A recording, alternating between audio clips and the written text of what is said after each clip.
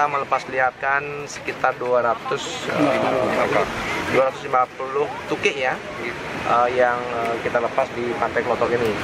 Dan tentu masih ada sekitar 2.700 telur penyu yang belum menetas, yang tentunya kita harapkan ini bisa menetas secara maksimal, nanti kita lepas lagi. Nah, tentu tujuannya untuk melestarikan penyu yang ada sekarang ini, sehingga nanti tempat ini seperti Pak Kepala BKSDA sampaikan, kalau di sini kita lepas maka nanti dia bertelur akan ke tempat ini. Dan tentu tidak sampai di situ, kami di Kabupaten Kelungkung juga dengan melalui kelompok yang ada, dibimbing tentunya oleh BKSDA, kami akan melanjutkan untuk membuat tempat penangkaran, kemudian tempat penetasan penyu alami, itu semua akan kami lakukan, sehingga tempat ini di Pantai Klotok ini sebenarnya dari dulu sudah orang katakan mau digunakan menjadi wisata penyu, tapi nggak jadi-jadi gitu kan.